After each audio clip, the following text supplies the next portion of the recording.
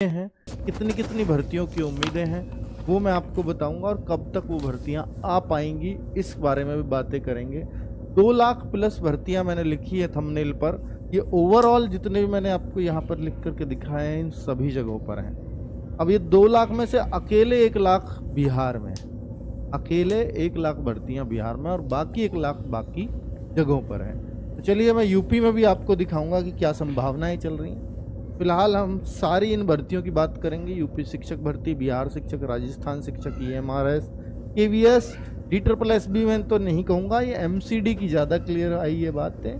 तो MCD की भर्तियों की बात करेंगे और यहाँ NVS की भर्तियों की बात करेंगे। ठीक है, तो सबसे पहले हम सबसे बड़ा स्टेट जनसंख्या के मामले में वो उत्तर प्रदेश है, उसके बारे में बात कर लेते हैं कि यहाँ शिक्षक भर्ती की क्या संभावनाएं हैं। आप सबको मालूम है कि ये बेसिक शिक्षा में जो 50,000 से अधिक रिक्त पद बताए गए हैं, रिक्त पड़े हैं, ये बताया गया है और ये बहुत दिनों से बातें चली आ रही हैं। लेकिन ये पद आते क्यों नहीं हैं? क्योंकि जब शिक्षा मंत्री से, बेसिक शिक्षा मंत्री से पूछा जाता है तो वो कहते हैं शिक्षक और छात्र का अनुपात संतुलित है। इवन शिक्षा मित्रों को अभी उसमें जोड़ करके वो बताते हैं और कहते हैं कि यहाँ नीड नहीं है क्योंकि बच्चे कम हो रहे हैं। ठीक है, अब बच्चे कम हो रहे हैं तो टीचर्स का रेशो ज़्यादा है, इसलिए यहाँ भर्तियों की कोई आवश्यकता नहीं है और वो कई बार इस बयान को विधानसभा में दे चुके हैं। ठीक है, जब भी ये क्वेश्चन उनसे पूछा गया है विधानसभा के अंदर। अब बात करें कि आगे फिर और कहाँ संभावनाएं हैं यूपी के अंदर, तो यूपी के अंदर जो ज़्यादा संभावनाएं दिख रही हैं वो आगे यूपी TGT और PGT की भर्तियों की दिख रही हैं, वो एडेड स्कूलों में।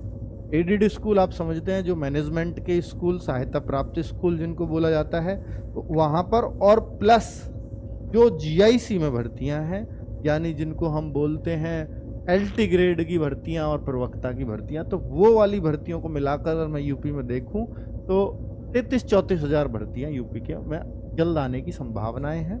जैसे अगर हम बोलें 24,898 जो भर्तियां हैं वो TGT और PGT में होने जा रही हैं, सहायता प्राप्त स्कूलों में। लेकिन यूपी का मामला है, इस भर्ती को कब तक आया जाएगा इस बात की कोई डेट आपको नहीं बताई जा सकती। बस ये बताया गया है कि ये डेटा आया है, इतने पद खाली हैं, इतने की डिमांड हमेशा की जा रही है और ये पुराना डेटा है, इससे अब बहुत ज़्यादा सेवानिवृत्त और भी हो चुके हैं लोग, तो ये डेटा और भी बढ़ सकता है, ऐसा इस न्यूज़पेपर ने छापा है। दूसरा, अब LT ग्रेड की बात करें तो LT ग्रेड में यहाँ पर डेटा है, तो वो 7500 कुछ तो है LT ग्रेड शिक्षक और 1200 कुछ है प्रवक्ता की भर्ती, तो वो करीब 1200-1400 जो भी है, कुल मिलाकर के वो टोटल बनती है 8900 पद, जिसकी डेट लगभग क्लियर है और वो अप्रैल में आपको भर्तियां देखने को मिलने वाली हैं। और उसका कैलेंडर आता है UP PSC आयोग जो है वही उसका परीक्षा कराएगा और वहीं पर उनकी वेबसाइट पे वो भर्ती की जाएगी पूरी। ठीक है, एग्ज़ाम वगैरह LT ग्रेड और UP PSC आयोग जिसकी ये बात हो रही है। ठीक है, तो ये हमने यूपी की बात कर ली। आगे मैं बात कर लेता हूँ बिहार शिक्षक भर्ती की। तो बिहार शिक्षक भर्ती को अगर हम देखें तो TRE 3 वाली जो भर्ती है उसका भी थोड़ा फाइनल स्टेप में बचा हुआ है, इसलिए TRE 4 नहीं आ पा रही है। TRE 4 में पहले ही बोल दिया गया था 80,000 भर्तियां आएंगी, लेकिन TRE 3 में योग्य अभ्यर्थी उम्मीदवार ना मिलने के कारण 21,397 पद खाली रह गए हैं। यानी यहाँ पर लोग ही नहीं मिल रहे हैं इनको, इतने भर्ती कर दिए इन्होंने शिक्षक भर्ती 3 लगातार करके।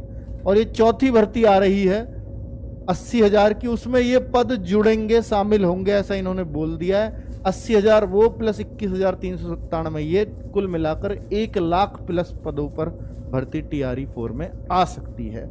ये उन्होंने खुद ही अपने भैया सरकारी हैंडल से बताया था। राजस्थान शिक्षक भर्ती, तो राजस्थान में जो शिक्षकों की भर्ती होनी है, ये भैया RSSB के जो अध्यक्ष हैं उन्होंने ये ट्वीट किया था कि अध्यापक जो भर्ती आएगी वो रीट एग्जाम जो कल और परसों होना है, उन सभी बच्चों को मेरी RWA की तरफ